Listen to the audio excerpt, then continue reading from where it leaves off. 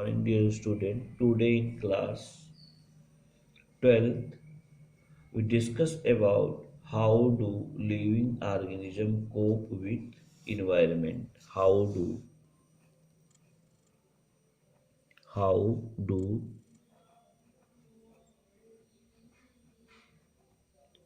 living organism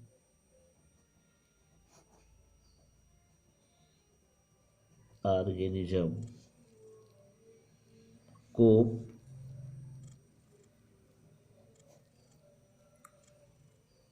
with environment. Cope with environment.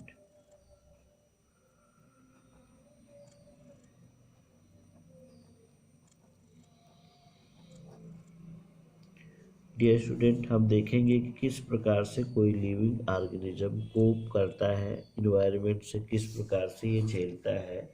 ठीक है, तो इसमें हम देखते हैं ये कई तरह से इन्वायरमेंट को ऑर्गेनिज्म झेलते हैं। नंबर पहला है आपका रेगुलेट।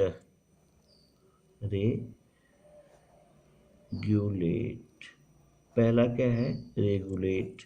ठीक है, तो regulate some organism maintains homeostasis by physiological and behavioural means. यानी कोई भी ऑर्गेनिज्म अपने बॉडी की फिजियोलॉजिकल इवेंट को किस प्रकार से रेगुलेट करता है और अपने बिहेवियर को किस प्रकार से रेगुलेट करता है। तो ऑर्गेनिज्म अपनी फिजियोलॉजी का रेगुलेशन मुख्य रूप से अपने बिहेवियरल मीन्स में किस प्रकार से रेगुलेट करता है। तो ऑर्गेनिज्म की बॉडी में बहुत सी एक्टिविटी होती हैं, जैसे हम कह लें homeostasis is a type of process the maintenance of all physical process of living organism. किसी भी एनिमल के या प्लांट की बॉडी में सभी फिजियोलॉजिकल एक्टिविटी को मेंटेन करना ही क्या कहलाता है? होम्योस्टेटिस कहलाती है। ठीक है, उसी को हम क्या कहते हैं? होम्योस्टेटिस कहते हैं। तो the regulation of internal environment of the living organism present in their body through their external environment is known as homeostasis, the maintenance of body against its environmental condition। उसी को हम क्या कहते हैं? होम्योस्टेटिस। किसी भी ऑर्गेनिज्म की internal body की जो सारी एक्टिविटी हैं वह उसके इन्वायरमेंट के अगेंस्ट में जो रिस्पांस देती हैं और वो उस एनिमल के लिए लाभदायक होती है, तो वही क्या कहलाता है? उसका होम्योस्टेटिस कहलाता है। All birds and mammal and few lower vertebrates, ये सभी स्पीसीज क्या करती हैं कि होम्योस्टेटिस को मेंटेन करती हैं। और ये किस प्रकार से करती हैं? थर्मो रेगुलेशन करके। क्या करके? थर्मो रेगुलेशन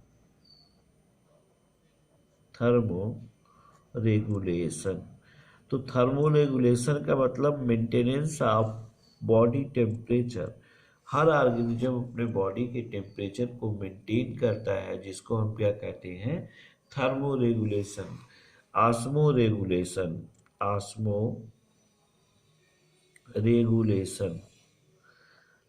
रेगुलेशन का मतलब ये हुआ कि ऑर्गेनिज्म अपने बॉडी का ऑस्मोटिक कंसंट्रेशन जिस तरह से रेगुलेट करता है, वह पूरा प्रोसेस ऑस्मो रेगुलेशन कहलाता है। और टेम्परेचर मेंटेन करता है तो उसको थर्मो रेगुलेशन कहते हैं। और सक्सेस, या हम कह लें कि जैसे थर्मो रेगुलेशन के क्षेत्र में हम देखते हैं कि गर्मी के समय में हम अपनी बॉडी को कूल करते हैं। जब हमारी बॉडी होती है तो बॉडी एक्टिविटी के थ्रू स्वेट का अराइजमेंट करती है। स्वेट मतलब पसीने। किसका?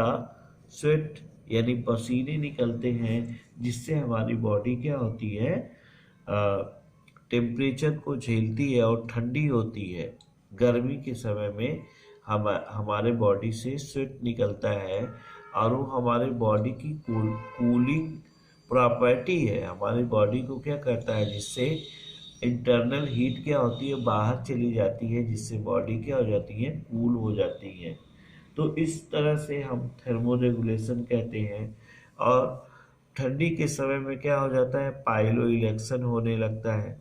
पाइलो इलेक्शन का मतलब कि रोए खड़े हो जाते हैं। सीवरिंग होने लगता है। सीवरिंग से लार्ज अमाउंट में एनर्जी निकलती है और जिसकी वजह से हमारी बॉडी टेम्परेचर बनाए रखती है। तो ऑर्गेनिज्म इस टेम्परेचर को जब फेस करता है, उसको रेगुलेट करता है, अपने बॉडी के टेम्परेचर को मेंटेन करता है, तो उसी को हम थर्मो रेगुलेशन कहते हैं।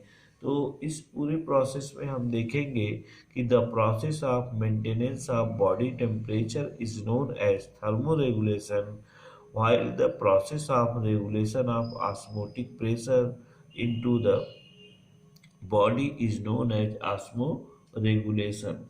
यानी salt and water, salt and water का जब बैलेंस बॉडी करती है तो उसी को हम क्या कहते हैं, ऑस्मो रेगुलेशन कहते हैं, या उसी को ऑस्मेटिक प्रेशर रेगुलेशन भी कहते हैं।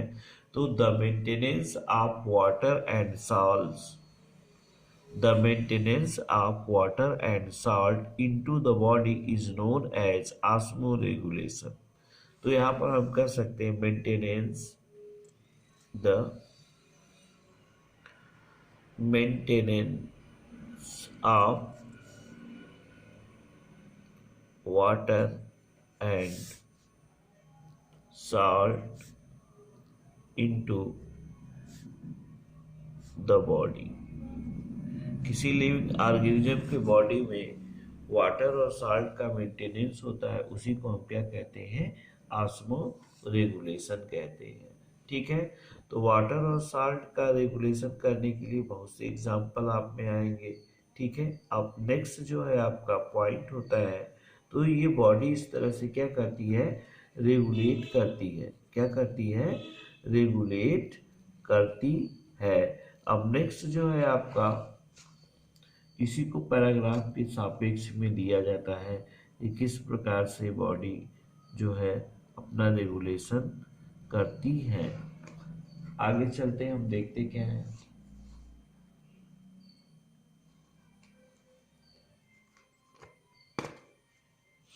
ठीक है, कन्फर्मर किसे कहते हैं, कन्फर्मर। नेक्स्ट क्या है आपका, कन्फर्मर।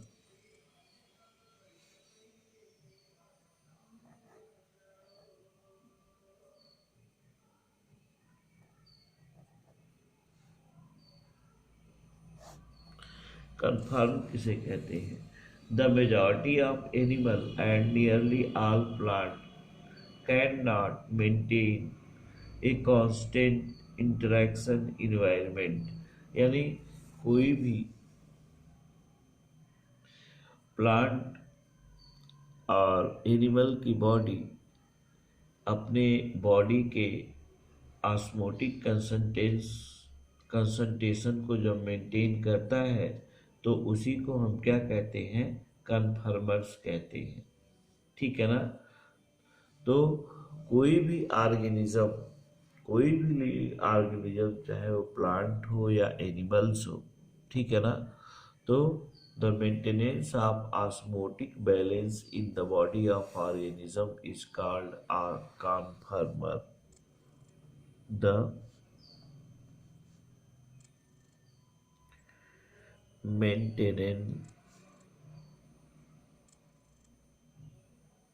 maintenance of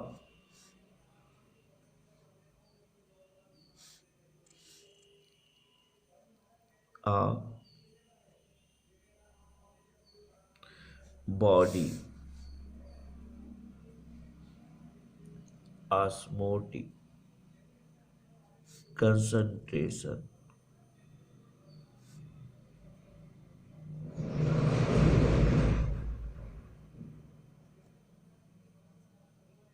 ठीक है। कोई भी एनिमल अपने बॉडी के ऑस्मोटिक कंसंट्रेशन को मेंटेन करता है तो उसको हम कहते हैं ऑस्मोटिक कंसंट्रेशन या कन्फर्मर के नाम से जानते हैं। अब नेक्स्ट टॉपिक आपका आता है माइग्रेशन। ठीक है, जो एनिमल्स, माइग्रेशन क्या है?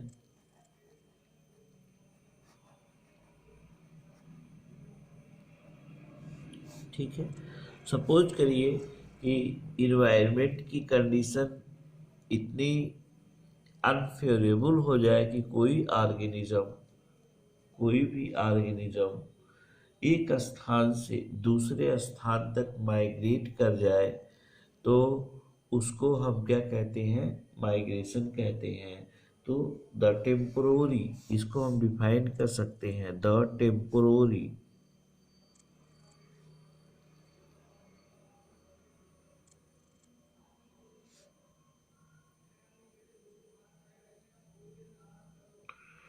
the temporary movement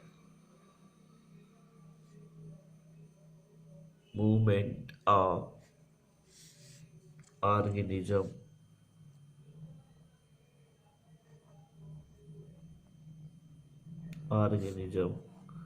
from one place to another place in the search of food, reproduction, ground,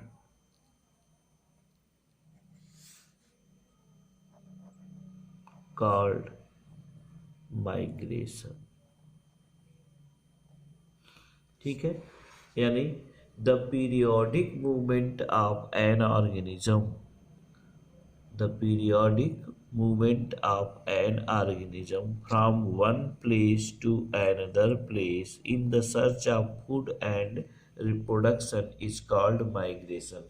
तो इन्वायरमेंटल कंडीशन ऐसी हो जाए जिसमें किसी भी लिविंग बीइंग्स को न सफिशिएंट अमाउंट में फूड मिले और न इन्वायरमेंट सही हो, तो ये माइग्रेशन कई कारण से हो सकता है, चाहे फूड की, भोजन की कमी हो जाए, या रिप्रोडक्शन के लिए फेवरेबल कंडीशन ना हो, या बहुत ज़्यादा कोल्ड हो जाए, या बहुत ज़्यादा टेम्परेचर बढ़ जाए उस एरिया का, तो वहाँ से एनिमल्स या बर्ड्स क्या करते हैं, मूव करके दूसरे एरिया में जाते हैं, और जब वहाँ का क्लाइमेट सही होता है तो फिर वह रिटर्न पुनः अपने एरिया में आ जाते हैं। तो इस प्रकार से जो ऑर्गेनिज्म का मूवमेंट होता है टेम्पोरली, उसी को हम माइग्रेशन कहते हैं। अब कभी कभी देखा जाता है कि जैसे बर्ड माइग्रेट करके काफ़ी लंबी दूरी तय कर लेती हैं, और ये देखने को हमको केवलादेव नेशनल पार्क देखने में मिलेगा, जो कि केवलादेव नेशनल पार्क जो कहाँ है? केवलादेव। बर्ड माइग्रेट करके केवलादेव नेशनल पार्क में आती हैं, केवलादेव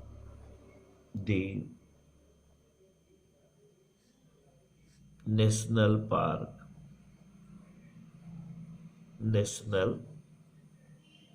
पार्क ये राजस्थान के भरतपुर जिले में है। कहाँ पर है? भरतपुर।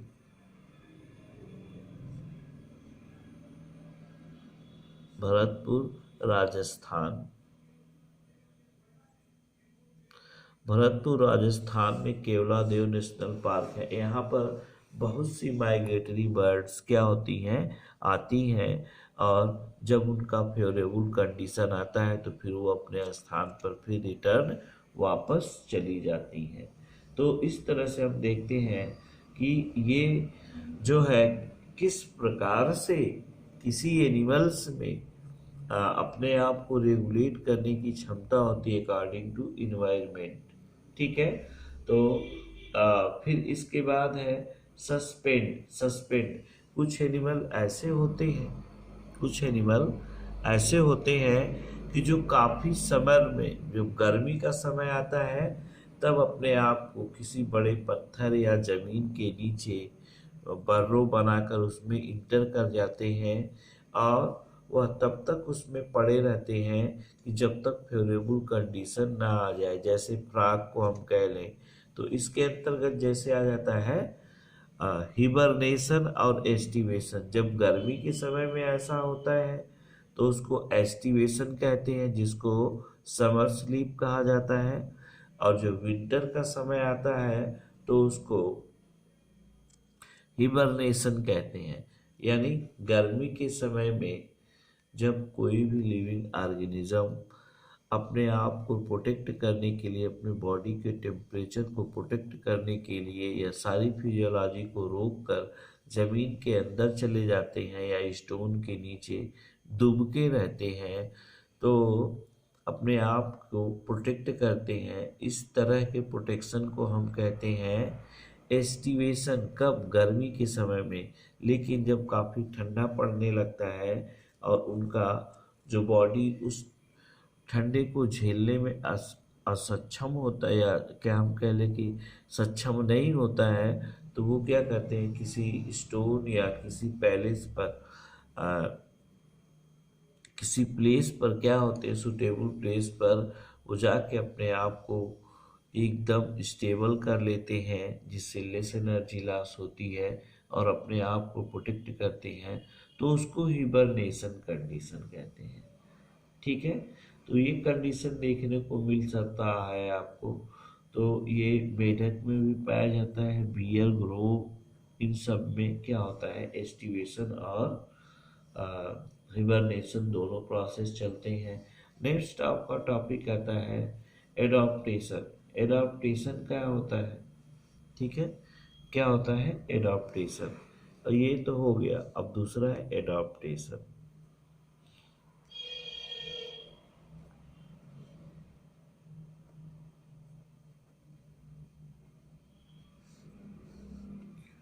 ठीक है ना। एडॉप्टेशन किसे कहते हैं? Any morphological, physical and behavioural attribute of organism. कोई भी मार्फोलॉजिकली, फिजियोलॉजिकली या बिहेवियरल एट्रीब्यूट ऑफ ऑर्गेनिज्म अगर घटता है या बढ़ता है तो उसी प्रोसेस को हम क्या कहते हैं कि एडॉप्टेशन। कोई भी ऑर्गेनिज्म अपने मार्फोलॉजी में, फिजियोलॉजी में, बिहेवियर में कोई चेंजेस करते हैं जिससे वो इन्वायरमेंट में सरवाइव कर सके, तो इसी को हम क्या कहते हैं, एडॉप्टेशन कहते हैं। क्या कहेंगे? एडॉप्टेशन कहेंगे। और ये एडॉप्टेशन कई प्रकार का होता है, जैसे एडॉप्टेशन इन कंगारू रैट। कंगारू रैट में किस प्रकार का एडॉप्टेशन होता है? ये ऐसा रैट होता है जो राजस्थानी इलाकों में पाया जाता है या रेगिस्तानों में मुख्य रूप से पाए जाते हैं। ठीक है, और ये कम वाटर में भी जी लेते हैं, विदाउट वाटर, बिना पानी पिए जी लेते हैं। क्यों? क्योंकि इनकी बॉडी जो है एडाप्टेड होती है किस चीज़ के लिए? मेटाबॉलिक वाटर को यूज करने के लिए। तो इनके बॉडी में मेटाबॉलिक प्रोसेस से जो वाटर रिलीज होता है उसी का यूज अपने लाइफ में करते हैं, और पूरी लाइफ ये पानी का सेवन नहीं करते या पानी ड्रिंक या वाटर ड्रिंक नहीं करते हैं। ठीक है, तो ये अपने आप को प्रोटेक्ट करते हैं, यानी कम जहाँ पर पानी की कमी हो उन स्थानों पर पाए जाएंगे। जैसे हम कह लें कि ऊँट क्या है, एडाप्टेड है। क्या एडाप्टेड है? क्योंकि उसके पास हम्प होता है। ठीक है, कंसंट्रेटेड यूरिन डिस्चार्ज करता है, जो कि रेगिस्तान में पानी की कमी को झेलने के लिए वो उसकी बॉडी क्या होती है, उसी तरह से बनी होती है। और एक गर्म रेत पर चल सकता है क्योंकि इसके जो तलवे होते हैं वो गद्दीदार होते हैं, जलते नहीं है। तो ये इस प्रकार से एडाप्टेशन हम देखें। एडाप्टेशन इन डिजर्ट प्लांट। एडाप्टेशन हम देखते हैं डिजर्ट प्लांट में किस प्रकार से एडाप्टेशन होता है। तो डिजर्ट प्लांट में एडाप्टेशन को जब हम देखते हैं तो पत्तियां क्या होती हैं, कांटों में बदल जाती हैं। किसमें? पत्तियां कांटों में बदल जाती हैं, तने ग्रीन हो जाते हैं, फ्लैसी हो जाते हैं, जैसे कैक्टस का हो जाता है। तो जब कांटे में बदल जाएंगी तो इवेपोरेशन नहीं होगा और वाटर का ज़्यादा से ज़्यादा कंजर्वेशन होगा, जिसकी वजह से ये रेगिस्तानों में भी, कम पानी वाले स्थानों पर भी सरवाइव कर सकते हैं। तो इस तरह से देखते हैं हम डिफरेंट प्लांट और एनिमल्स में एडाप्टेशन का प्रोसेस चलता रहता है। अब नेक्स्ट आपका जो टॉपिक आता है पॉपुलेशन एट्रीब्यूट, इसको नेक्स्ट डे हम डिस्कस करेंगे।